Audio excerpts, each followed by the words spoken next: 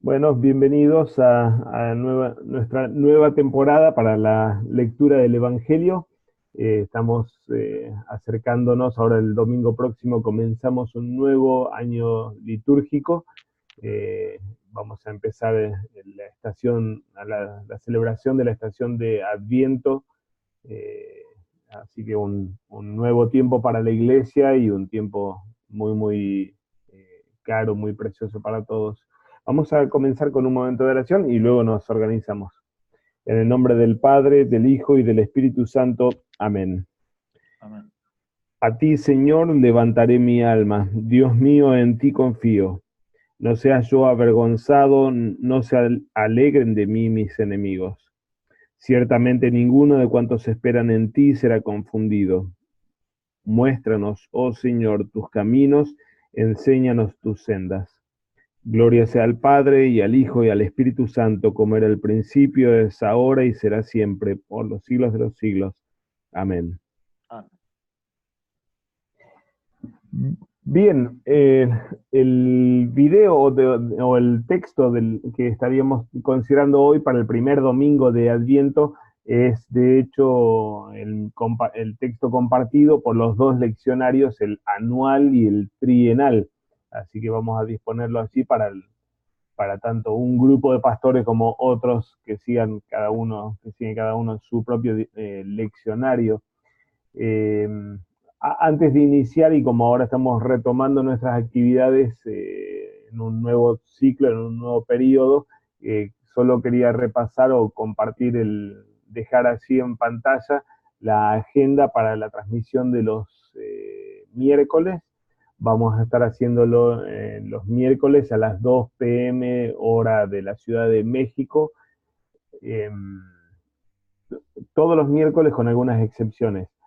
El 25 de diciembre no lo vamos a hacer ese mismo día miércoles, sino que lo vamos a hacer al día siguiente, jueves 26. La semana siguiente no vamos a tener estudio del Evangelio, y lo mismo en enero, en la cuarta semana de enero, tampoco yo voy a estar disponible para hacerlo. Pero sí, aquí les estoy dejando entonces la agenda hasta fines del periodo de Epifanía. Tenemos aquí Adviento y Navidad en el primer bloque, hasta diciembre, y luego el periodo de Epifanía, desde la celebración del bautismo del Señor hasta la transfiguración inclusive, avanzado febrero, ya casi el último fin de semana de febrero. Y como ven así, entonces en las columnas tenemos, para quienes siguen el calendario anual o el leccionario anual, cuáles de estas transmisiones sí les servirían y para qué domingo. Y para quienes siguen el calendario trienal, aquí tenemos entonces las otras. Creo, si mal no recuerdo, en alguna instancia el calendario anual sí va a ser el texto de Mateo 2, versículos 13 al 20. Ah, no, perdón, a ver cuál era el texto. Hay uno del trienal, ahora no recuerdo, pero hay uno del trienal, me parece que les sirve para el anual, pero bueno, ahí cheque cada uno. Igualmente, aquí también dejo en pantalla el leccionar, las lecciones completas para los periodos de Adviento y Navidad. Para el leccionario anual, esto lo pueden descargar en PDF de la página que está indicada así en pantalla, y lo mismo para el trienal, Adviento y Navidad. En la misma página ustedes tienen la opción de descargar o uno o el otro en PDF, ¿no es cierto? O en Word, depende de lo que quiera cada uno. Está en inglés, lógicamente, la explicación, pero de todos modos, aunque no tenga acceso o manejo de inglés, cualquiera se puede orientar bien en cuanto a cuáles son los textos y las fechas. Esto especialmente para la planificación anticipada. Así que bueno, para el que quiera el material completo de las lecciones de todo el año litúrgico, tanto anual como trienal, así en esa página de internet del Sínodo de Missouri, ustedes la pueden conseguir. Vamos ahora sí a nuestro texto de Mateo 21, versículos 1 al 9, como decíamos, texto compartido por los dos leccionarios. Vamos con la traducción del texto entonces. Caijote enguisaneis hierosólima, Y cuando se acercó a Jerusalén, noten la forma, una de las formas alternativas que los evangelistas utilizan para la ciudad de Jerusalén, y Jerusalén es bastante común, y esta otra forma, Hierosólima, también es otra forma común. Los evangelistas alternan entre una forma y la otra. Así que Kai Jote Engisan eis Hierosólima, y cuando se acercaron a Jerusalén, Kai Elton eis Betfagé, y llegaron a Betfagé, eis Tooros ton Elaion, a la ciudad, al monte de los olivos, Tote y Jesús apeste y lendio macetas. Entonces Jesús envió a dos discípulos, legonoid autois, diciéndoles, noten como el jote, tote, aquí están funcionando en forma correlativa. Jote es interrogativo o indefinido, y el tote es demostrativo. Y los dos indican tiempo. Cuando sucedió tal cosa, entonces sucedió tal otra, ¿no es cierto? Entonces Jesús envió a dos discípulos diciéndoles, por este eisten comenten catenan tijimón, id o vayan a la aldea que está delante de ustedes, enfrente de ustedes. Catá aquí tenemos la unión de dos preposiciones que tienen el sentido de en contra o enfrente de, catá y anti. Así que vayan a la aldea que está delante de ustedes, es decir, a Betfagé, Caieuteos Geuresete, Onon de Demenen, Caipolon Metautes. E inmediatamente ustedes hallarán, aquí tenemos el futuro de Geurisco, ustedes hallarán una burra o un asna hembra de Demenen. Esto es participio pasivo de deo, atar, y esto es atada, caipolon metautes, y un burrito junto con ella. Madre e hijos, ¿no es cierto? Onos y polos, eh, polon, perdón. Así que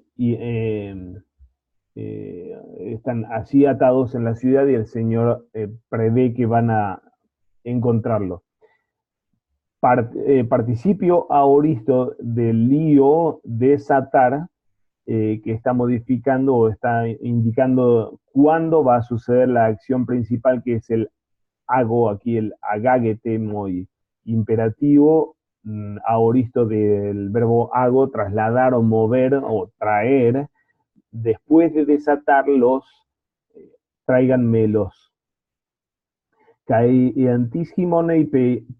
Y si alguien a vosotros dijere algo, ti, ereite jotijokirios autonjreian egei. Diréis, esto es futuro del ego, se cambia bastante en el formato. Normalmente pasa esto con el ego, bueno, en el aoristo y en el futuro cambia definitivamente en el formato. Le diréis vosotros que el Señor de ellos tiene necesidad, de la asna y del polino o el burrito pequeño. Eusiste apostelei autus, pero enseguida los enviará a ellos, a los animales, es decir, los devolverá. Futuro de apostelo aquí. Jesús profeta se acerca a la aldea de Betfagé y envía o comisiona a los discípulos, a dos de los discípulos, para hacer esto, ir a buscar estos animales. Él prevé que van a hallarlos y prevé la conversación que puede haber. Mateo no nos describe luego la conversación real, pero sí algunos de los sinópticos o de los textos paralelos lo hacen, describiendo que efectivamente toda esta conversación termina sucediendo así en la aldea. El lugar en el que nos encontramos, como decíamos, es llegando a Jerusalén, en la aldea de Betfagé. No es certero hoy día la ubicación de la aldea de Betfagé, pero se sabe que está a un camino suficientemente corto como para poder hacerlo en un día de reposo, un día sábado. Y la indicación que tenemos en nuestro mismo texto es que esto es en el Monte de los Olivos.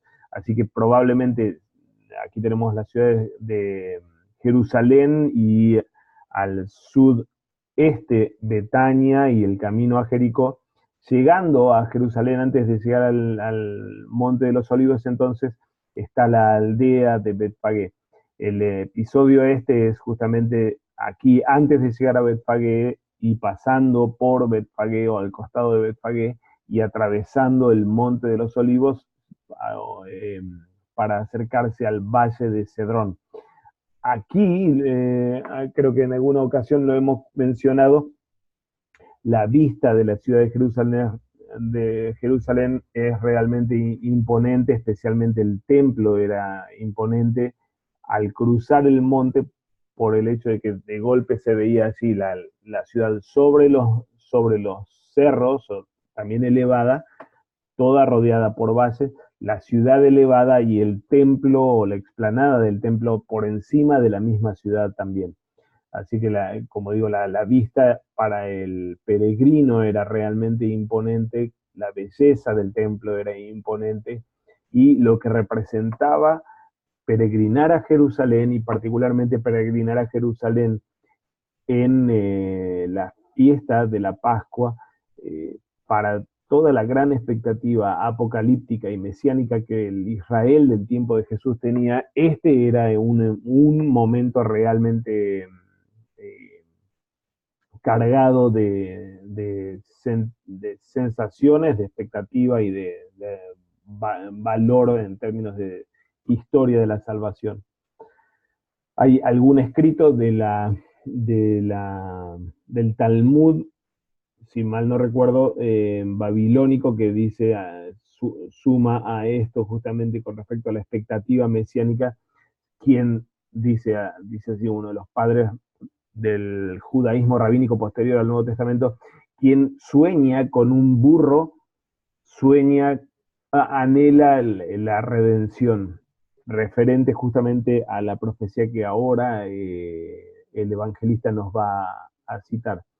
Digo esto por todo lo que representaba el llegar a Jerusalén en la multitud que cantaba el Jalel, el grupo de Salmos 113 a 118, los salmos de ascenso a la ciudad de Jerusalén para las fiestas y particularmente para la fiesta de la Pascua, en la que se recordaba el éxodo de Egipto y en la que se esperaba, realmente se calculaba siempre que en la Pascua, en la próxima Pascua seguramente, Yahvé enviaría nuevamente a un liberador, o sucedería el nuevo éxodo del fin de los tiempos.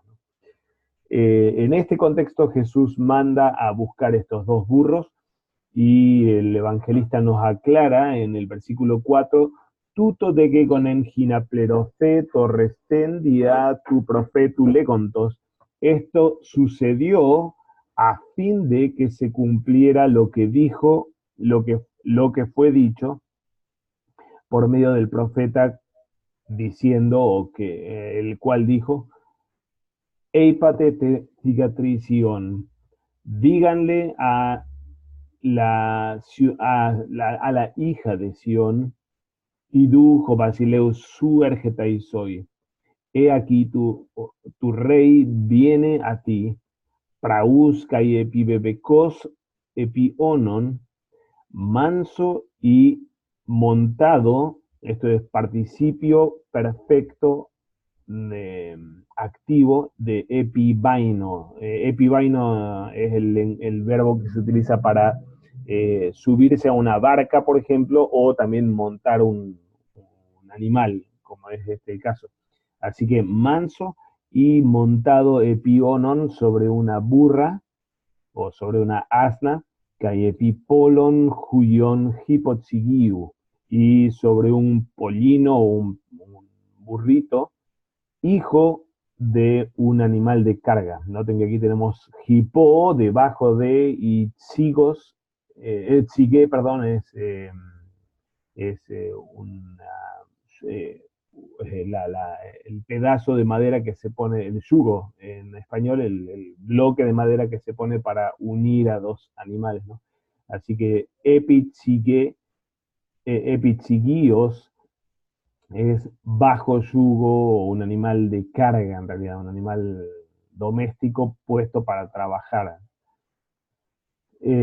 Cita del profeta, no especifica aquí Mateo cuál es el profeta, pero como vamos a ver ahora en un momento, es particularmente Zacarías, capítulo 9, aunque tenemos la primera frase tomada de Isaías, capítulo 62. Como decía, esta es una gran profecía que Israel atesoraba para identificar la llegada del Mesías, un Mesías que venía como buenas noticias para la hija de Sión. La hija de Sión obviamente es la población de Jerusalén o la población que eh, vivía en torno al monte Sión, el lugar del templo. Y lo que anuncia el profeta a la hija de Sión como buenas noticias es la llegada de este rey que viene de este rey suyo, no un rey ajeno, sino el rey para Jerusalén, el rey de Jerusalén, que él viene a ella con estas características: manso, praús, así como Jesús mismo se había descrito en el Evangelio de Mateo en el capítulo 11, así cuando nos habla a los cansados y cargados para que vayamos a Él y aprendamos de Él, que es praús, que es manso, a fin de descansar en Él. Este rey es descrito de la misma forma por Zacarías como praús manso y montado sobre un asna, sobre un pollino hijo de animal de carga. Eh, la descripción del profeta es cumplida explícita o intencionalmente por el Señor con la indicación que le da a los discípulos.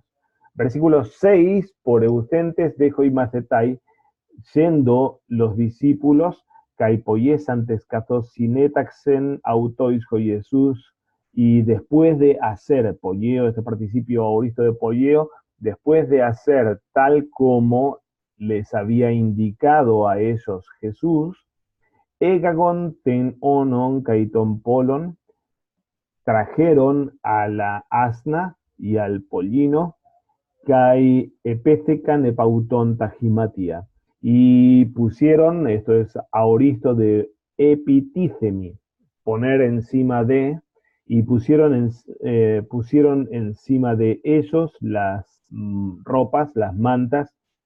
Himation normalmente es la ropa externa, como la capa sí, o una capa normalmente, o una túnica externa.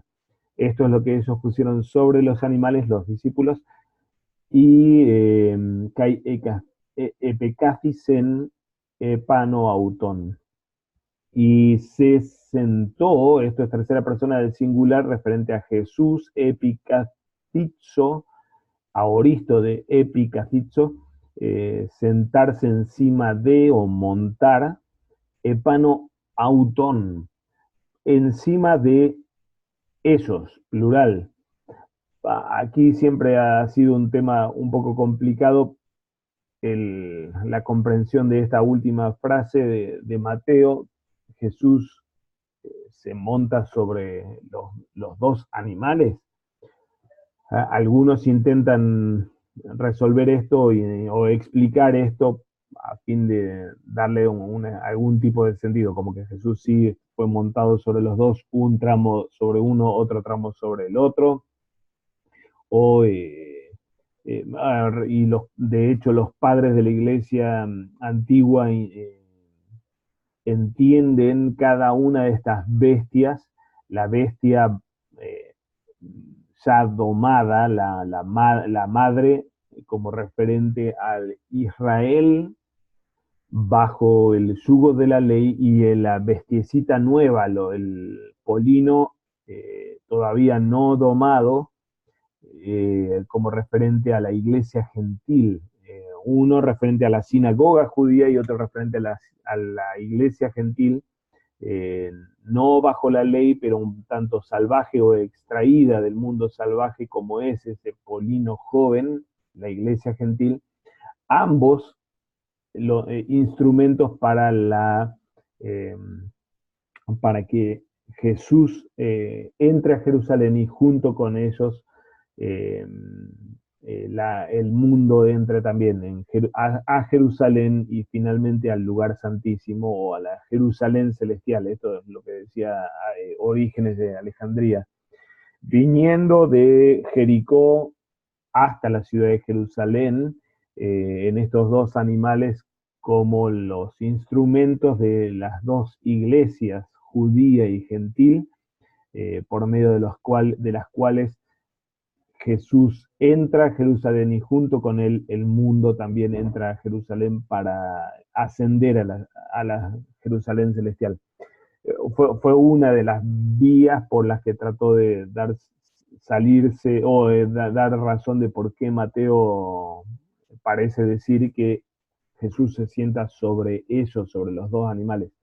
Es más posible, según los comentaristas más modernos, y es probable que tengan razón, es más posible que el referente plural de autón aquí sea tagimatia, sobre las vestimentas que ponen los discípulos en los animales para que Jesús se siente entonces. No tanta complicación con cómo hace Jesús para montar dos bestias, sino que en realidad el referente probablemente sea justamente no el tenonon kai ton polon, sino tagimatia, las vestimentas que ponen sobre él. Jo de pleistosoglos, esto es superlativo de polis es mucho y superlativo es muchísimo.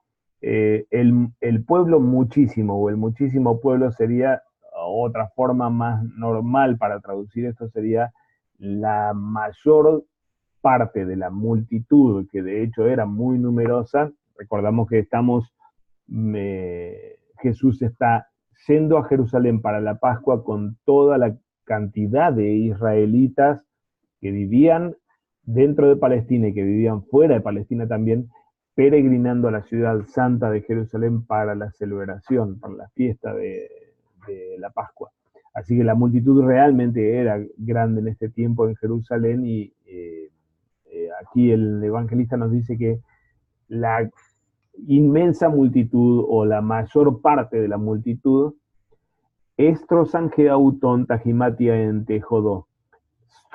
Stronio, perdón, el verbo stronio significa desparramar o estirar, y acá lo tenemos en aoristo, luego lo vamos a tener en imperfecto.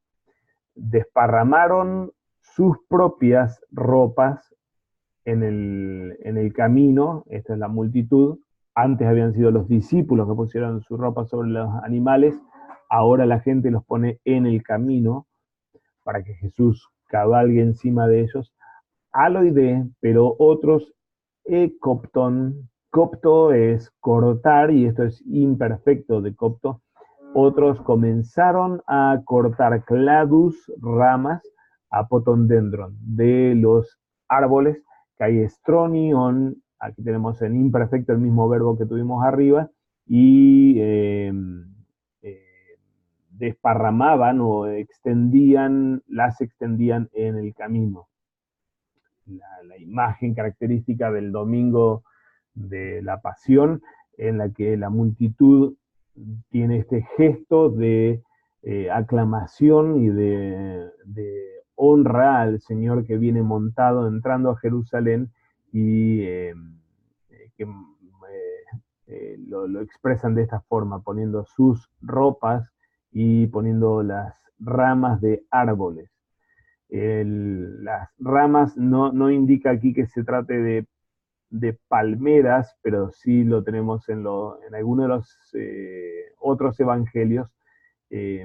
Las ramas de palmeras, o mejor dicho, las palmeras eran comunes, especialmente en Jericó, y era común que el grupo que peregrinaba a Jerusalén en la expectativa mesiánica de que Israel sea liberada y tenga la victoria sobre los enemigos, el uso de ramas de palmera era un símbolo de victoria de guerra. De modo que lo que tenemos,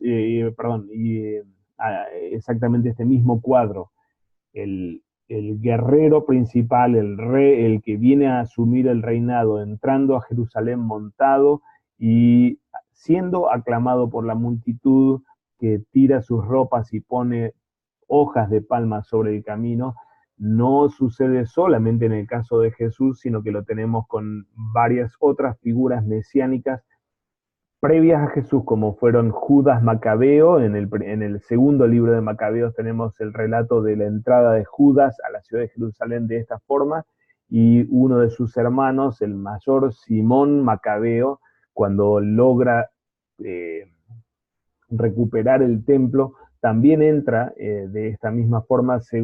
Primera Macabeos nos relata el caso de Simón.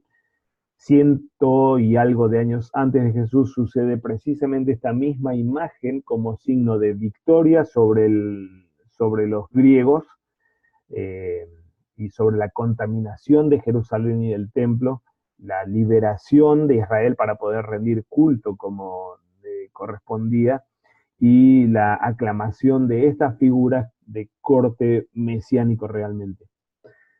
Flavio Josefo también relata en la misma entrada de Judas Macabeo con las mismas características. Flavio Josefo escribe después que los evangelistas, ha avanzado el primer siglo. Es el historiador judío que describe mucho de la historia de los judíos y de las guerras con los romanos. Versículo 9, último versículo: hoi de ochloi, hoi proagontes autonca y hoi acoluzuntes. La multitud o las multitudes, las que iban delante de él, proago, es decir, adelante de, proagontes autón, kai joiacoluzuntes, y las que lo seguían, ekratson legontes.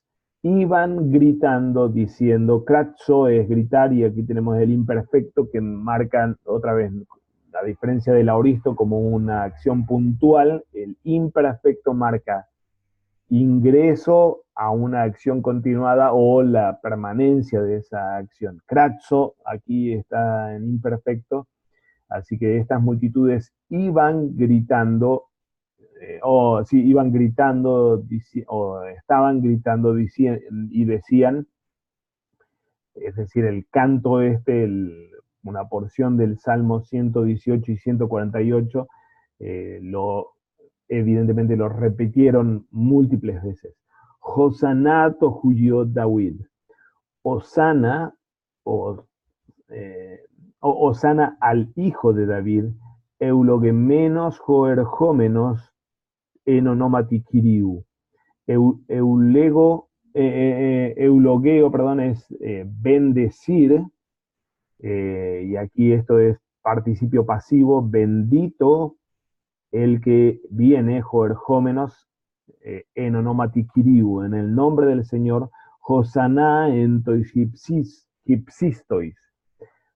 Osana en los lugares más altos. Hipsos, perdón, es alto, elevado, y hipsistos es lo más elevado, es superlativo también.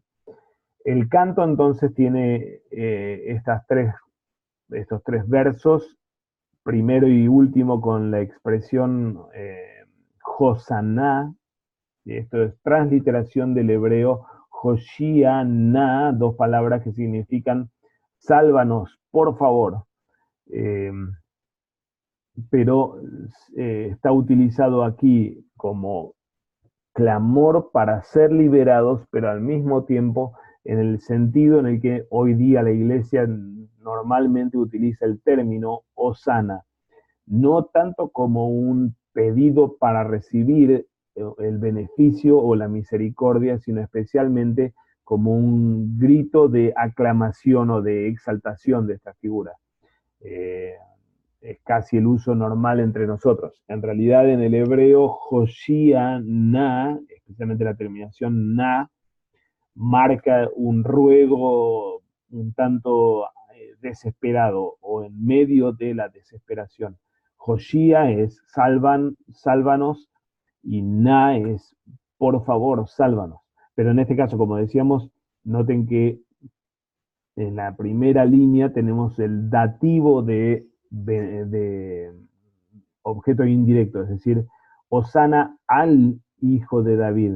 Es un clamor que se eleva al Hijo de David, pero al mismo tiempo una exaltación del Hijo de David.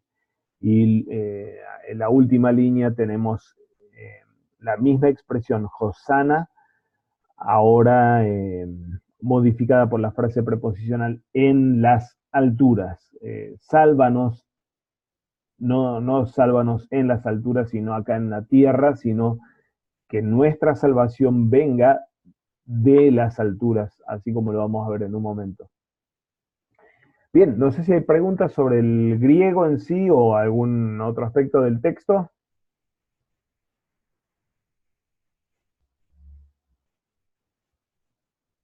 Tuvimos estas tres partes, el acercamiento a Jerusalén y las instrucciones del Señor, el cumplimiento de las instrucciones de parte de los discípulos y finalmente la aclamación de la multitud.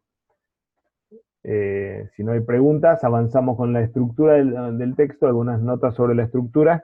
La estructura es realmente sencilla y simple y quizás la gracia, si se quiere, no está en este caso, en este recorte del texto hasta el versículo 9, no está precisamente en la estructura narrativa por la simpleza que ella tiene. Tenemos tres partes básicamente. En la primera, Jesús preparando su entrada a Jerusalén a fin de cumplir la profecía de Zacarías. Él entra intencionalmente como el Mesías prometido. Manda a buscar estos dos animales a fin de que se cumpla la promesa, lo que había dicho el profeta. Luego tenemos la descripción de cómo los discípulos instrumentan las órdenes, no solamente traen los animales, sino los sientan sobre las ropas suyas.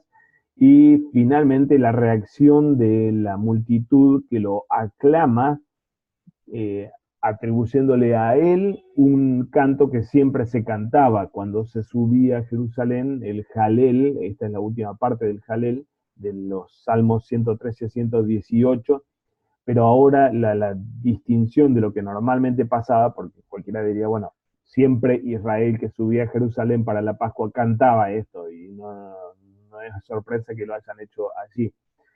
Sí, la sorpresa es, o lo particular es que esto se lo atribuyen ahora a Jesús y lo marcan a esta atribución precisamente poniendo delante de él sus ropas y las ramas que iban cortando. La multitud aclama a Jesús y reconoce que el signo que él está presentando de entrar a Jerusalén como Mesías de Israel, como el Mesías prometido, ahora está siendo reconocido y lo hacen al decir, al llamarlo a él hijo de David.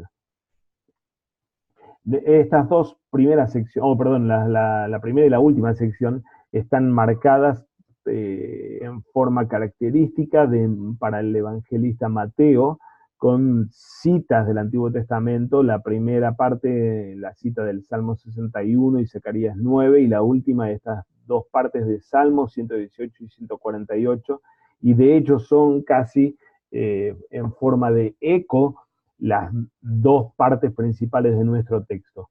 La intención de Jesús de entrar explícitamente como Mesías y el reconocimiento de esta multitud de que él de hecho es hijo de David. En el medio tenemos esta pequeña sección de cómo los discípulos obedecen la orden y hacen lo necesario para que esto suceda, que él entre sobre la burra y acompañado por el burrito.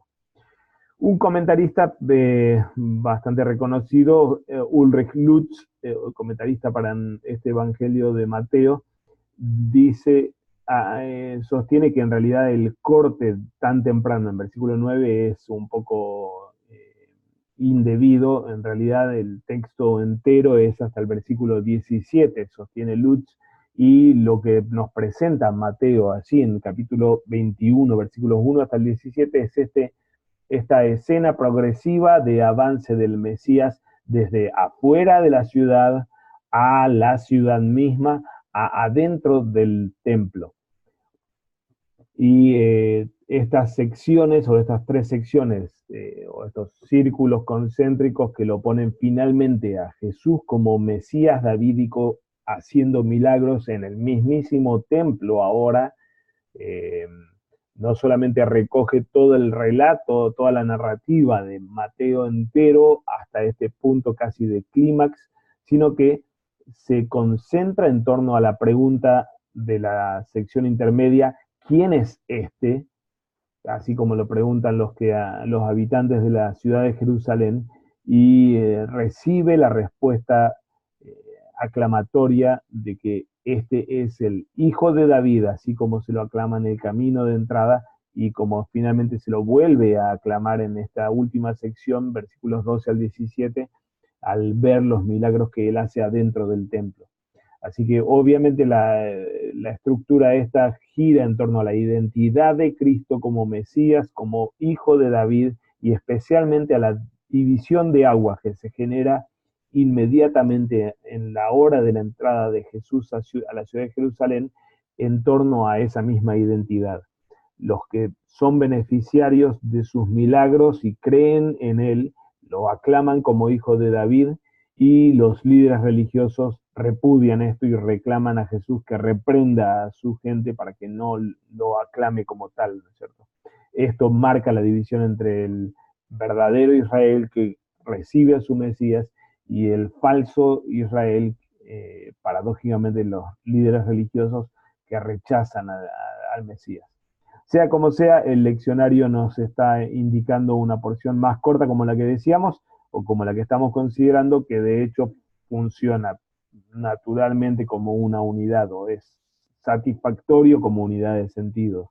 La intencionalidad de Jesús de entrar como Mesías davídico, y el reconocimiento o la fe que produce su acto explícito de actuar como, de entrar como Mesías, la fe que produce en el corazón de esta multitud que lo recibe, lo aclama y clama a él por liberación. Hermanos, si hay preguntas o comentarios, no duden en interrumpir, no es interrupción.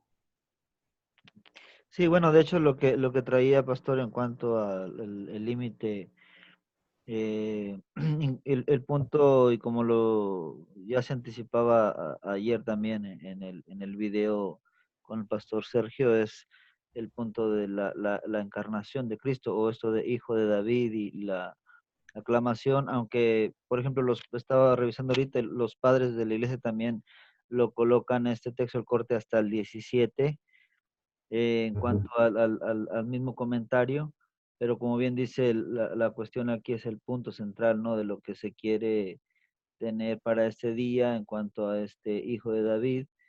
Y llama la atención una situación, ¿no? Este texto también es colocado, o por lo menos para el leccionario histórico, no estoy seguro si en el trienal, eh, para este domingo de Palmas, ¿no? Entonces, va a ser también, eh, va a estar ya listo ahí para cuando llegue esa ocasión, esta grabación, pero el hecho también es esta cuestión que nos lleva a esta encarnación de Cristo, y acá en este punto de partida, y ahora en el otro punto de cierre, ¿no? La cuestión de la encarnación de Cristo, aclamado como el Hijo de David en el mundo, y la redención, ¿no? De la iglesia cantando y adorándole, como ahora en este Hosana, ¿no? Que nos va a llevar también a nosotros, es en este canto angelical, ¿no? Cuando culmina con los ángeles en el cielo cantando. Entonces creo que más que nada va hacia ese punto, ¿no? Lo que trae ahora usted o lo que trae también más bien el colocarlo hasta este versículo. Sí, sí. Honestamente, eh, aquí pasa lo que tantas veces sucede, liturgistas versus exégetas. Desde el punto de vista exegético, y es desde donde está hablando Ulrich Lutz, eh, me parece cierto lo que está planteando él, forma una unidad realmente esto hasta el versículo 17 y responde a la intención narrativa de Mateo, de ponerlo a Jesús inmediatamente en el templo, en el relato de Mateo especialmente, llevárnoslo a este Mesías que entra para ir al templo específicamente y hacer básicamente lo necesario para purificar tanto al templo como a Israel especialmente, en aquellos que son liberados de sus impurezas, de sus enfermedades y padecimientos. Eh, el estar enmarcado entre estas dos aclamaciones de Jesús como hijo de David es un gran argumento para tomar esto como una unidad realmente y teniendo esa pregunta en el centro sobre su identidad. Toda la argumentación de Lutz es realmente fuerte. Entonces, desde un punto de vista exegético, tiene razón este hombre. Ahora, desde un punto de vista retórico, especialmente para nuestra celebración ahora de la encarnación del Hijo de Dios o de la venida del Hijo de Dios, que viene oculto bajo la humildad o de la mansedumbre con la que él está entrando, de acuerdo con la profecía de Zacarías 9, pero que igualmente es reconocido por los ojos de la fe de esta multitud que se da cuenta de qué es lo que está pasando allí y lo aclama como hijo de David desde un punto de vista más que nada de la efectividad retórica para nuestra celebración. Yo creo que este corte es bien apropiado. Nos da el paso también inmediatamente para lo que ahora nosotros mismos hacemos en la celebración de la Eucaristía, cuando decimos bendito el que viene en el nombre del Señor, así como acabamos de oír en el cierre del texto del Evangelio y de la predicación. Entonces, perdón, y una cosa más, eh, especialmente en términos de Adviento, con miras a la encarnación del Hijo de Dios, Zacarías 9 toma total relevancia eh, eh, con este corte. Me parece que toma mucho mayor relevancia Zacarías 9 con este corte que hace el leccionario que con el corte que plantea Lutz, en el que la profecía de Zacarías es solo una parte de la escena inicial, pero queda realmente eclipsada por las dos aclamaciones de hijo de David que están fuera de la profecía de Zacarías 9, aunque obviamente en total coherencia con la profecía. Pero Zacarías 9, con este corte que nos da el leccionario, realmente queda en primera plana, como lo vamos a ver. Y Zacarías 9 es el texto, me parece, para la comprensión de nuestro evangelio y para la tematización de la predicación como celebración de la encarnación o de la venida en humildad, en carne humilde, de este que viene no en poder para aplastar y destruir o juzgar, no en su majestad divina que consume a la humanidad pecadora, sino que viene manso, montado sobre una asna, sobre un burrito, hijo de una bestia de carga. Toda esa imagen de humildad o humillación y ocultamiento debajo de la cruz o de la humildad de la carne de este Mesías, como digo, toma mucha más preponderancia si cortamos así en el versículo 9 donde nos indica el leccionario, ¿no? Las dos citas que tenemos, o los dos bloques de citas, como decíamos, en nuestra pericopa, al comienzo y al final de la pericopa, son realmente relevantes. Mateo 21, versículo 5, decid a la hija de Sión, he aquí tu rey viene a ti manso y sentado sobre una asna, sobre un polino, hijo de animal de carga. Es tomado de Isaías 62, la primera frase, decid a la hija de Sión, es tomado de esta profecía, mesiánica y de liberación de fin de los tiempos. He aquí que Jehová hizo oír hasta lo último de la tierra. Decid a la hija de Sión, he aquí viene tu Salvador. He aquí su recompensa con él y delante de él su obra. Y les llamarán pueblo santo, redimidos de Jehová, y a ti te llamarán ciudad deseada, no desamparada. Pero particularmente es cita de Zacarías 9, versículo 9. Cito un poquito más para ver el contexto de esta profecía. Entonces acamparé alrededor de mi casa como un guarda. Este habla Yahvé. Y le habla Yahvé a todas las ciudades filisteas de la costa que habían saqueado y destruido a Israel siempre, ¿no es cierto? Entonces acamparé alrededor de mi casa como un guarda para que ninguno vaya ni venga, y no pasará más sobre ellos el opresor, porque ahora miraré con mis ojos. Alégrate mucho, hija de Sión, da voces de júbilo, hija de Jerusalén. He aquí tu rey vendrá a ti, justo y salvador, humilde y cabalgando sobre un asno, sobre un pollino, hijo de asna. Y de Efraín destruiré los carros y los caballos de Jerusalén, y los arcos de guerra serán quebrados, y hablará paz a las naciones, y su señorío será de mar a mar, y desde el río hasta los fines de la tierra. Y tú también, por la sangre de tu pacto serás salva. Yo he sacado tus presos de la cisterna en que no hay agua. Volveos a la fortaleza, oh prisioneros de esperanza. Hoy también os anuncio que os restauraré el doble. Preciosa profecía, totalmente preciosa la profecía, y dulce la forma en la que Yahvé consuela a su pueblo afligido, anunciando la llegada de tu rey que vendrá a ti, y lo describe como justo y salvador, o victorioso y salvador. Recordamos que el término justicia en el hebreo tiene la connotación de reivindicar al pueblo salvándolo de su opresión. Y lo describe como humilde, y este signo de estar montado no sobre caballos de guerra como eran el animal propio para entrar con poder y por medio de las armas, sino sobre un animal de carga, el signo propio de la desaparición de la guerra y de la mansedumbre de aquel que viene así montado. Eh, eh, Realmente una profecía totalmente preciosa, y que Mateo es intencional en traer a esta narrativa.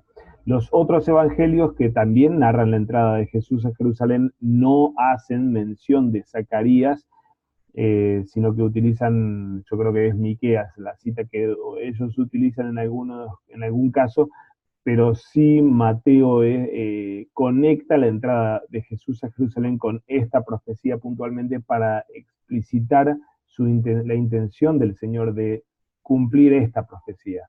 Es que Zacarías, y quería traer aquí algún material de un comentarista, John Nolan, Zacarías ocupa un lugar realmente importante como fuente de profecías mesiánicas para Mateo. Lo mismo pasa en Juan, en el Evangelio de Juan, pero el autor se concentra en cómo Mateo usa a Zacarías como cantera para poder sacar toda esa materia prima para las profecías mesiánicas. La última parte de Zacarías tiene múltiples profecías sobre pastores, sobre los líderes religiosos y profetas de Israel, como a los que los llama pastores, y Mateo explota todo este lenguaje del final de Zacarías en su última parte del Evangelio para demostrar el carácter mesiánico de Cristo. Ahora, lo llamativo es que todas esas citas de Zacarías que hablan de los líderes religiosos como pastores no son en realidad positivas, en realidad son todas condenas en contra de los pastores. como por ejemplo la que puse ahí en pantalla en el capítulo 10, contra los pastores se ha encendido mi enojo, castigaré a los jefes, pero Jehová de los ejércitos visitará su rebaño, la casa de Judá, y los pondrá como su caballo de honor en la guerra. Zacarías golpea contra la perversión de los sacerdotes y de los profetas, de los falsos profetas, llamándolos pastores por la función que ellos tienen que cumplir, pero en realidad para denunciar la perversión de ellos y la falta de responsabilidad de ellos. Nolan dice, llamativamente Mateo utiliza todas citas que en realidad son condena contra los pastores para describir a Jesús en el Evangelio de Mateo y para demostrar su mesianismo. Pero Nolan dice, lo que hace Mateo es revertir esas profecías de denuncia para describir a Jesús como el verdadero pastor, aquel que sí viene a cuidar a las ovejas. Y todavía más, lo que dice Nolan es todo ese lenguaje de Zacarías de pastores aplicado a Jesús son especialmente para demostrar que la profecía de Zacarías 9:9, que cita Mateo en nuestro texto, se cumplen en Jesús especialmente. Es que este Mesías manso que entra de esa forma a Jerusalén, en su marca de mansedumbre, demuestra que se trata del Mesías como David, manso como David. Y un Mesías como David por el hecho de que es un pastor de rebaño, que recoge el rebaño, lo protege contra el ataque de las fieras, cura a las ovejas lastimadas, las alimenta y las lleva para que tengan buenos pastos y las santifica, es decir, las libera del falso culto pagano, David, a Israel, para llevarlo al culto propio a Israel. Así como el Salmo 78 lo pone, a David como pastor de majadas, pero de ovejas, pero puesto ahora al cuidado de Israel. David como rey sigue siendo pastor y su reinado es descrito en términos pastoriles, en cuanto que su reinado no es para aplastar y abusarse de Israel, sino que demuestra ser un rey que sigue siendo en su esencia pastor, cuidando del rebaño, dándole todo esto que tenemos ahí entre paréntesis. Recogimiento, protección, curación, alimentación y santificación.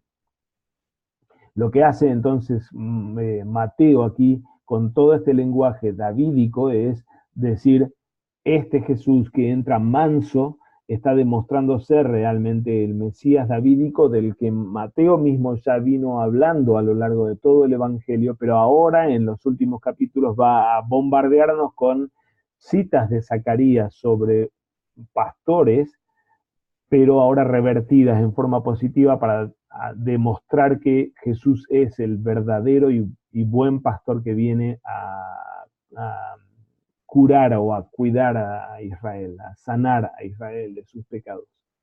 La otra cita que tenemos, o otras citas que tenemos en nuestro texto, es la del cierre, la aclamación en el versículo 9, Hosana al Hijo de David, bendito el que viene en el nombre del Señor, Hosana en las alturas, tomada de la última parte del Jalel, como decíamos hoy, los salmos de ascenso que cantaban los peregrinos. La piedra que desecharon los edificadores ha venido a ser cabeza del ángulo. De parte de Jehová es esto y es cosa maravillosa a nuestros ojos. Este es el día que hizo Jehová, nos gozaremos y alegraremos en él. Este es el día que hizo Jehová, nos gozaremos y alegraremos en él. Perdón, está repetido el versículo 24. Oh Jehová, sálvanos ahora, te ruego. Hoshiana, de ahí viene el Hosana. Sálvanos ahora, te ruego, oh Jehová, que nos hagas prosperar ahora. Bendito el que viene en el nombre de Jehová, desde la casa de Jehová os bendecimos.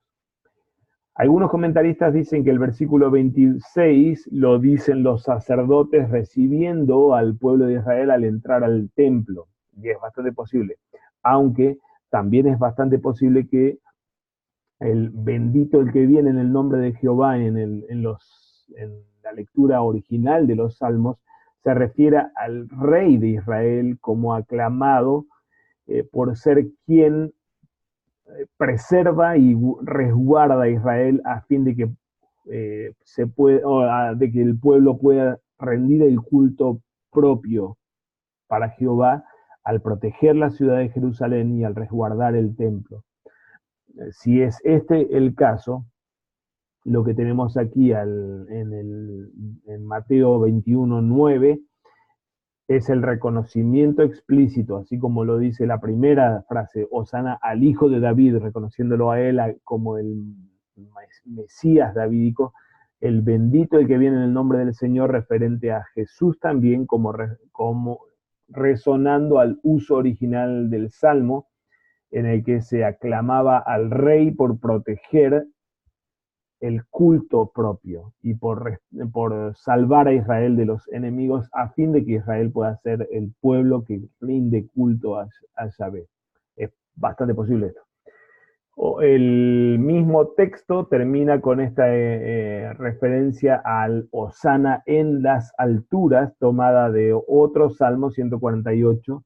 Alabad a Jehová desde los cielos, alabadle en las alturas, en toisistois, como tuvimos en nuestro texto, la alabanza en las alturas, pero tenemos la misma expresión en Gipsistois, en el clamor de Job, en el capítulo 16, en el que él reclama un defensor no del mundo, no de la tierra, sino que venga su Salvador o el que lo defienda desde el cielo. Mi rostro está inflamado con el lloro y mis párpados entenebrecidos, a pesar de no haber iniquidad en mis manos y de haber sido mi oración pura. Oh tierra, no cubras mi sangre y no haya lugar para mi clamor. Mas he aquí que en los cielos está mi testigo y mi testimonio en Gipsistois. Disputadores son mis amigos, mas ante Dios derramaré mis lágrimas. Ojalá pudiese disputar el hombre con Dios como con su prójimo. Tenemos aquí la apelación de Job a discutirle a Yahvé para que Yahvé mismo sea quien lo defienda en un contexto mundano en el que Job solamente está siendo golpeado, destruido y acusado injustamente. Es bastante posible que el clamor de la gente del Hosana en las alturas esté fuertemente ligado con este clamor de Job, que no tiene salvación aquí en la tierra y que espera la venida del Salvador en Gipsistois, de las alturas o desde las alturas en donde habita el Salvador de Israel. Nuestro domingo, el primer domingo del Adviento, nos sugiere y nos pone esta lectura del Evangelio de Mateo capítulo 21, la entrada triunfal o entrada como querramos llamarla a Jerusalén, que en realidad pertenece al final del recorrido de Jesús en la narrativa del Evangelio. ¿Por qué esto y qué sentido tiene o qué tiene que ver el final de la historia de Jesús con la celebración de que Él viene, lo que tal vez nos pondría o en los anuncios escatológicos o en los días previos a la llegada de este Cristo? Solo quería traer algunas notas para un poco abordar esta pregunta con unas notas con respecto al lugar que tiene nuestro texto, Mateo 21, dentro de Mateo entero. El planteo del evangelista es que Jesús es legítimamente el Mesías davídico de Israel. Así empieza el título del mismo evangelio, diciendo que este es hijo de David, hijo de Abraham. Y los primeros dos capítulos se dedican intencionalmente a demostrar que Jesús cubre, satisface las expectativas mesiánicas con respecto al linaje davídico de Jesús. Deja de ser un tema de primordial interés en los siguientes capítulos. No obstante, como vemos aquí en pantalla, hay varias instancias en el cuerpo del Evangelio en el que a Jesús se lo llama hijo de David, especialmente en contextos de curación. quienes están enfermos, endemoniados, claman a él llamándolo Hijo de David, para que él responda y que él cure o libere de la opresión. Este Jesús cumple la profecía de Zacarías 9, que no habla de David, pero sí de este Mesías manso, y la reacción en fe de la multitud es entonces reconocer que él es, sí, hijo de David, precisamente por causa de cumplir la profecía de Zacarías 9. Así que su entrada a Jerusalén es la entrada para establecer su reino como Mesías davídico. Como decíamos anteriormente al hacer referencia al artículo de Nolan, como pastor del rebaño de Israel que recoge, protege, cura, alimenta, santifica a su pueblo. En la narrativa de Mateo, esto sabemos cómo sucede, cómo es que él establece su reino. Lo hace particularmente dando su cuerpo y su sangre en sacrificio para purificarnos, para santificar a Israel, para liberarlo y recogerlo en sí mismo, para alimentarlo, y venciendo a la muerte, llevándolo a la exaltación final en la que tenemos en capítulo 28 la declaración de que toda potestad me ha sido dada en los cielos y en la tierra. Es esos últimos capítulos, los siguientes, en los que lo vemos a Jesús finalmente ejecutando o estableciendo su reino de esta forma, no por medio de armas, como decíamos, sino realmente en línea con la profecía de Zacarías 9 como Mesías manso, o como Mesías pastor, y pastor al modo de David, que cuida a su rebaño, a Israel, lo santifica, lo alimenta y lo protege como hace un pastor con sus ovejas. Este Jesús cumple definitivamente toda ese retrato de David, del Mesías davídico, que Mateo está intentando demostrar con su evangelio. Ahora, ¿qué lugar tiene el texto en el Adviento? Es primer domingo de Adviento, punto de partida para entender la estación que vamos a celebrar. Viene nuestro David para establecer su reino, y no lo hace por medio de la violencia ni de la majestad que fulmina, sino salvando al rebaño. Pero viene manso, en humildad, oculto bajo la carne.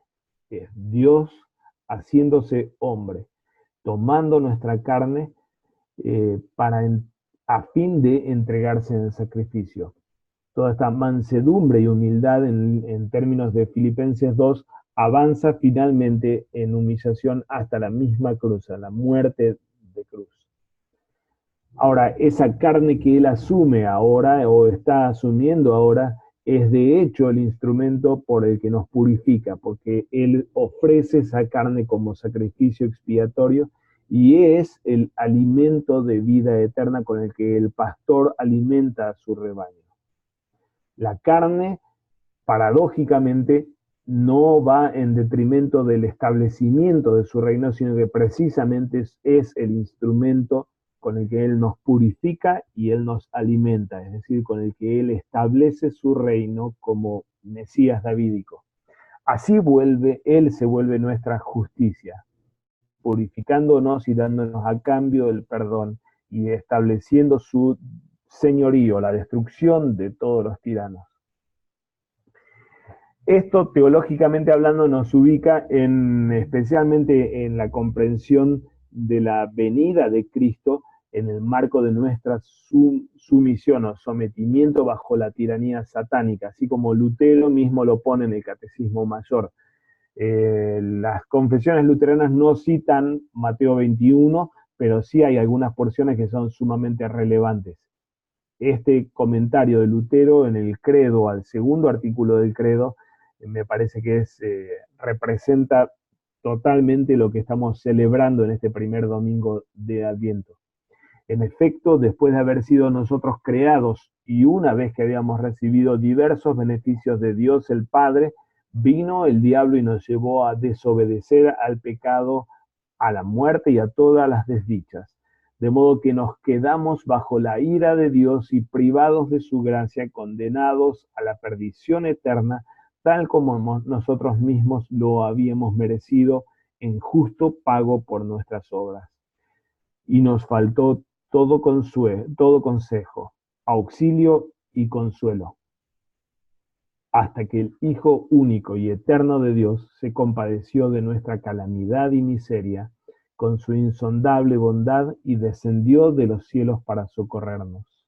Y entonces todos aquellos tiranos y carceleros fueron ahuyentados y en su lugar vino Jesucristo, un Señor de vida y justicia, de todos los bienes y salvación, y nos arrancó, pobres y perdidos hombres, de las fauces del infierno y nos ha liberado y devuelto a la clemencia del Padre.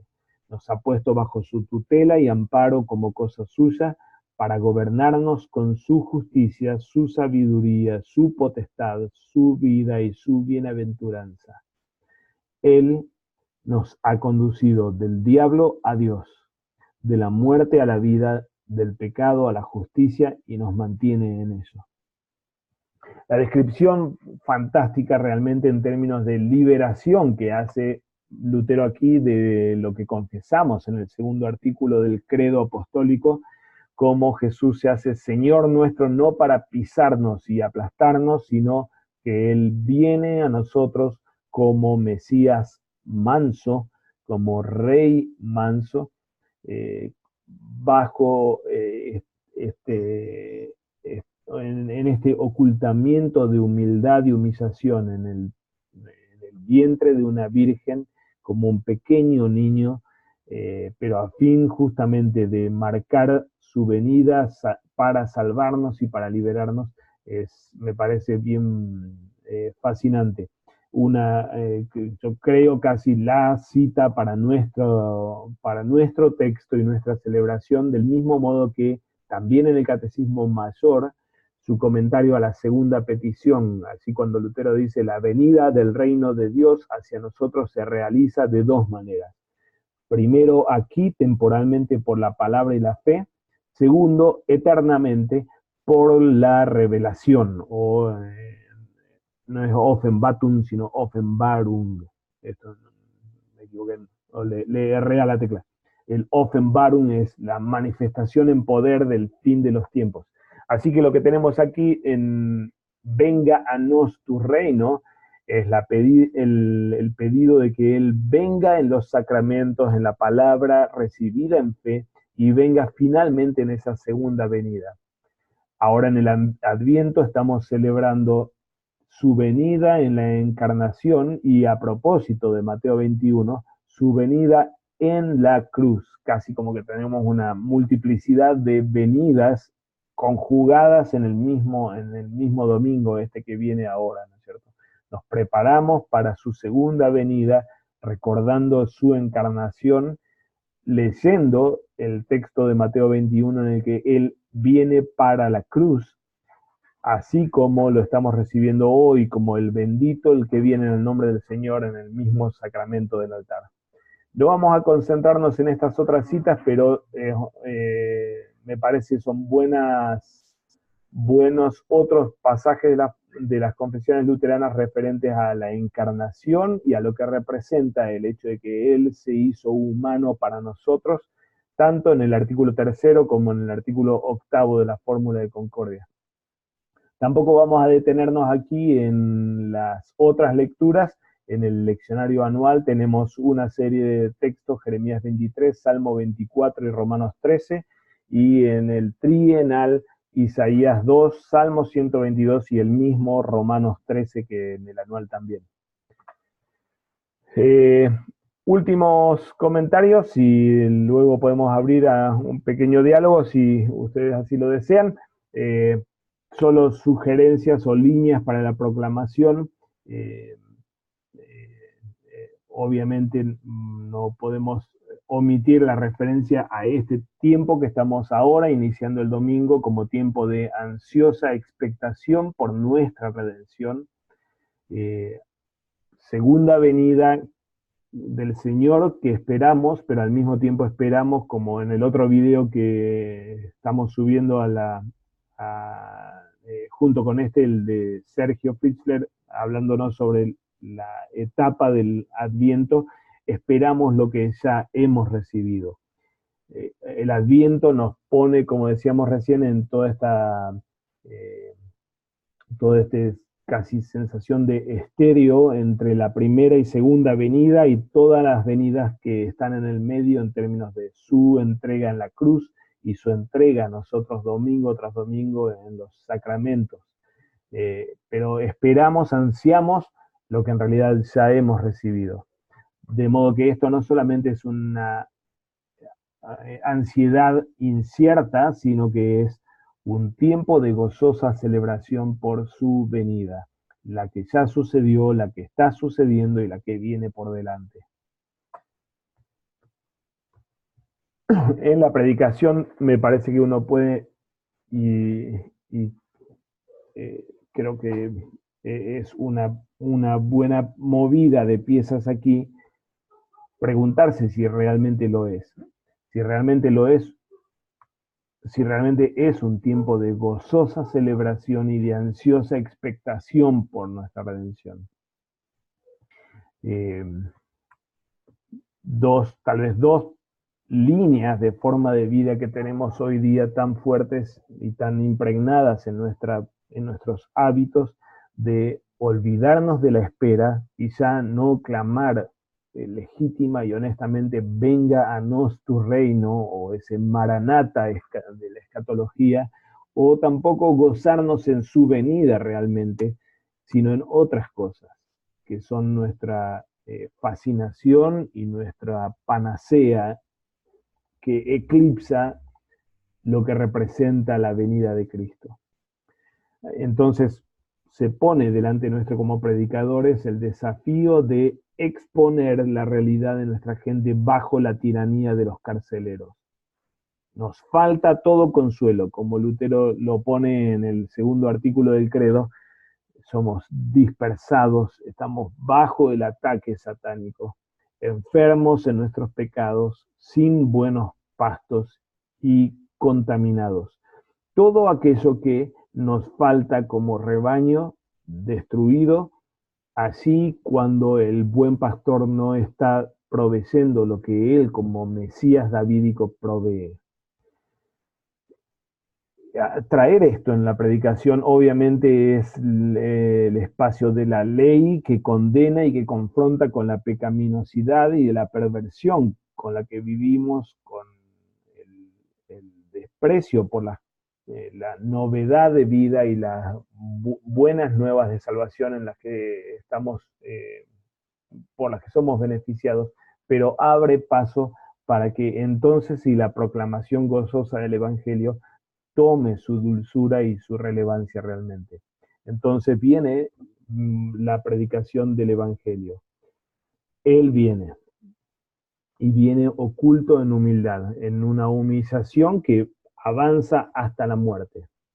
Ahora, esta mansedumbre misma es la señal de que es nuestro verdadero pastor, o el Mesías davídico, que no viene para destruir, ni vino para destruir, sino para rescatarnos, dándonos justamente lo que nos faltaba. A nosotros dispersos, Él nos recoge en su rebaño. A nosotros, bajo el ataque satánico, viene a darnos protección.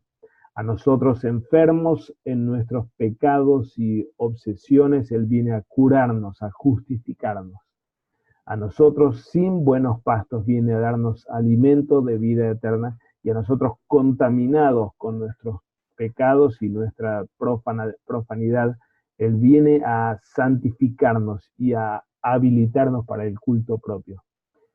En nuestros gemidos lo vemos venir y clamamos también nosotros: Hosana al Hijo de David, bendito el que viene en el nombre del Señor. Esto, como decía hace un momento, nos va a dar, me parece, un buen punto de contacto con la celebración del sacramento, y especialmente con la exclamación idéntica: bendito el que viene en el nombre del Señor, en la liturgia de la Eucaristía, ¿no? Bien, hermanos, no sé si hay comentarios o preguntas.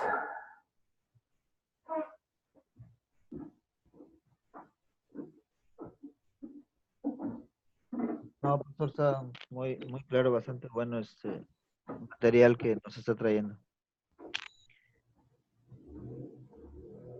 Muy bien, gracias por estar allí y por acompañar.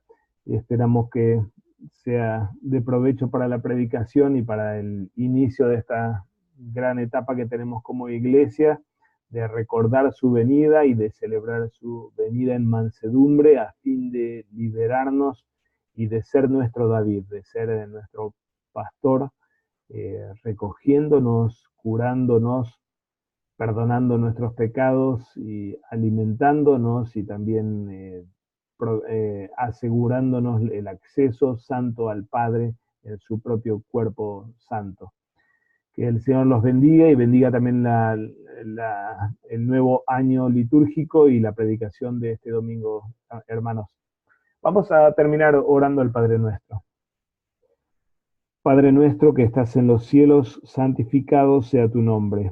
Vénganos tu reino, hágase tu voluntad así en la tierra como en el cielo. El pan nuestro de cada día, dánoslo hoy, y perdónanos nuestras deudas, así como nosotros perdonamos a nuestros deudores. Y no nos dejes caer en la tentación, mas líbranos del mal, porque tuyo es el reino, el poder y la gloria, por los siglos de los siglos. Amén. Amén. Gracias, pastor.